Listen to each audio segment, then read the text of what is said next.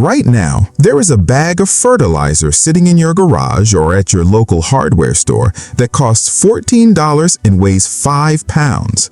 It contains potassium, calcium, and phosphorus. The bag says Miracle-Gro. The label says scientifically formulated.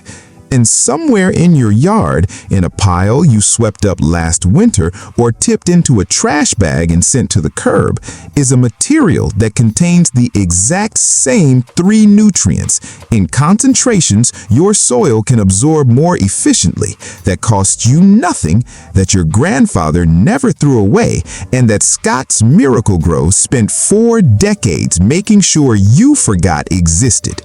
It is called wood ash.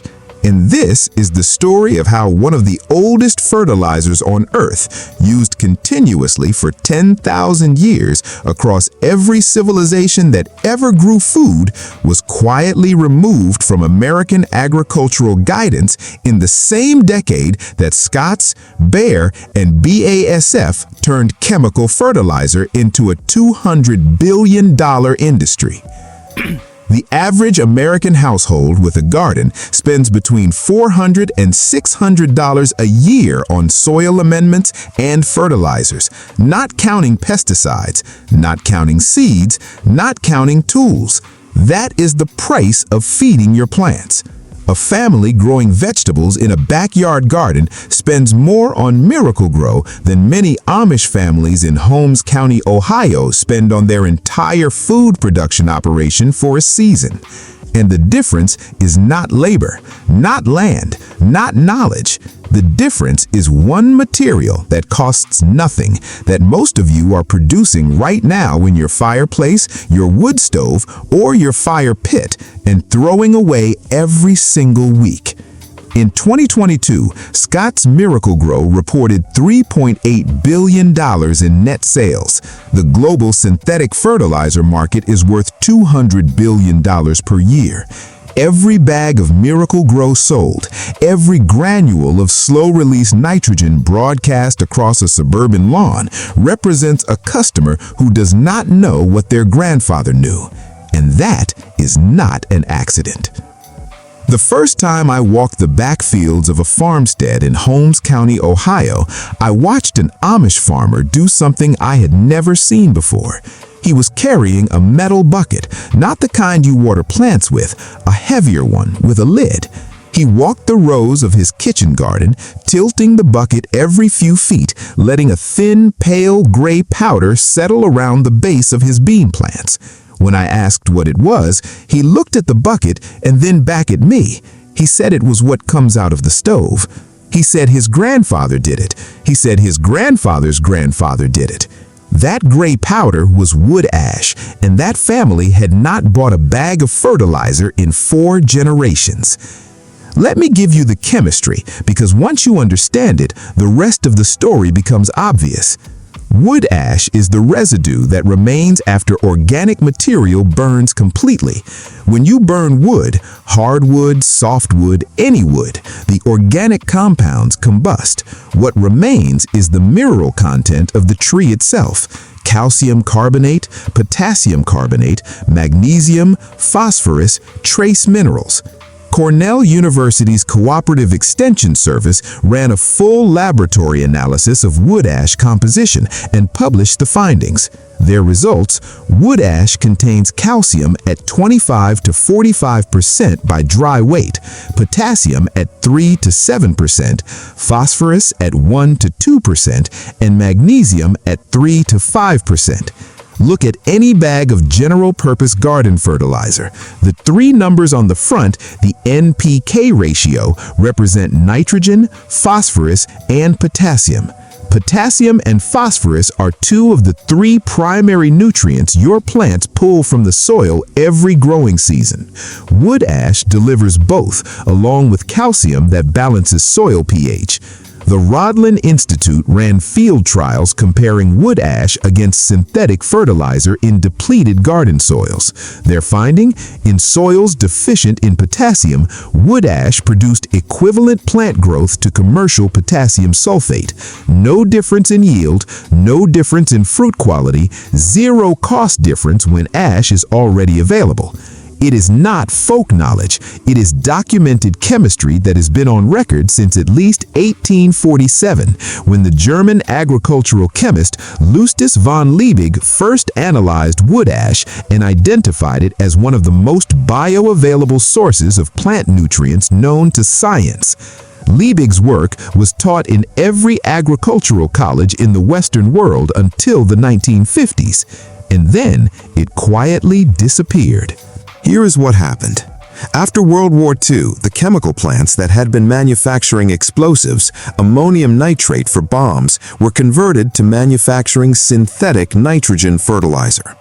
The chemistry was almost identical, the infrastructure already existed, and the companies that ran those plants needed farmers to buy what they were now producing.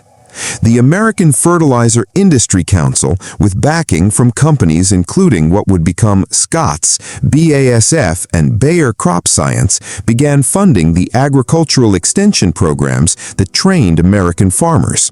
They funded university research. They funded the USDA's soil guidance publications.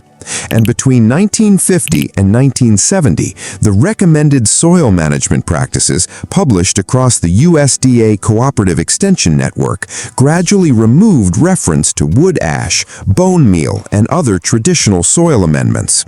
Not because they stopped working, because they could not be sold. In 1970, the USDA Agricultural Research Service published a revised Home and Garden Bulletin on soil management. Previous editions had included wood ash as a recommended liming agent and potassium source. The 1970 edition removed it entirely. No study had shown it was harmful. No regulatory finding had questioned its effectiveness. It was simply not there anymore. In its place were specific synthetic product recommendations, brand categories with commercial equivalents at every hardware store in America. The people writing the manuals were funded by the people selling the products. The farmers who trained on those manuals never learned that the ash from their own stoves was worth more than what they were buying at the co-op. Scott's Miracle-Gro, whose consumer lawn and garden division generates over $2 billion annually in North America alone, does not sell wood ash. They cannot patent it. They cannot brand it. They cannot ship it in a bag with a proprietary formula on the label and charge $14 for 5 pounds of something you are already producing every time you light a fire. That is the only reason you have never been told. This is not obscure knowledge. This is the most widely used fertilizer in human history. The Romans applied wood ash to their agricultural fields as far back as 200 BC. Pliny the Elder documented the practice in his Naturalis Historia, noting that farmers near Carthage spread ash before planting grain. Medieval English farmers called it pot ash, the residue from cooking fires, and it was so valuable they collected it from their neighbors. The word potassium itself comes from pot ash. The element was named after this material. Potassium, pot, ash. In the American colonies, potash from wood ash was one of the first industrial exports. Benjamin Franklin received one of the first American patents in 1790 for a method of purifying potash from wood ash. The Amish who settled Lancaster County in the 1700s brought potash production knowledge from Switzerland and Germany and built an entire soil management tradition around it. They are still using it today, in the same fields with the same bucket. The knowledge did not disappear because it stopped working. It was replaced because someone figured out how to charge money for what nature was already providing for free. Now, if you already own a house and you are thinking this only applies to people with large gardens or acres of land, stay with me because this next part is specifically for you. You do not need a farm. You do not need a garden bigger than a parking space. You need a fireplace, a wood stove, a fire pit, or a neighbor who has one, and you need a bucket. Here is exactly what you do. Collect the ash from any wood fire, fireplace, wood stove, outdoor fire pit. Let it cool completely, at least 48 hours. Hot ash carries ember risk. Cold ash is safe to handle with bare hands. Do not use ash from treated wood, painted wood, or plywood. Those contain chemical binders that do not belong in food soil. Clean, natural hardwood ash is what you are after. Oak, maple, and fruit woods are the richest in minerals. Softwoods like pine still work, but produce lower mineral concentrations per pound. Store the ash in a metal container with a lid, not plastic. A simple metal trash can or a galvanized bucket with a lid. Keep it dry. Wet ash clumps and leaches potassium before it can reach your soil. Dry ash stores indefinitely. There is no expiration date on minerals. For garden beds, the application rate is simple. 1 pound of wood ash per 10 square feet, applied once per season, in early spring before planting or in fall after harvest. Work it lightly into the top 2 inches of soil. You do not need to bury it deep. The minerals activate in the root zone, not at depth. For containers and raised beds, mix half a pound per square foot directly into your potting mix before planting. 2 things to know about what wood ash does not do. It does not provide nitrogen, the first number in the NPK ratio. If your soil is nitrogen depleted, pair ash with compost or a green mulch to cover all 3 bases. And it raises soil pH, making it more alkaline. Blueberries, azaleas, and rhododendrons need acidic soil. Keep ash away from those beds entirely. For nearly everything else, tomatoes, beans, brassicas, root vegetables, most fruit trees, and berry canes, wood ash is exactly what the soil is asking for. 1 bucket of ash from a single winter of fireplace use covers approximately 400 to 600 square feet of garden bed. That is enough for a full kitchen garden. And the fire that produced it kept your house warm. Same material, 2 purposes, nothing wasted, nothing bought twice. Exactly the way the Amish have always designed their systems. Before I give you the number that changes everything, I want to hear from you. Drop your state in the comments and tell me what you are spending on fertilizer right now, because by the end of this video, I want you to see exactly how much of that money was never necessary. Stay with me. The average household with a wood fire produces 20 to 30 pounds of ash per winter. At the Cornell documented potassium content of 5%, that is roughly 1 to 1.5 pounds of pure potassium, the equivalent of 2 to 3 bags of commercial potassium fertilizer, produced at no cost from a fire that was already burning.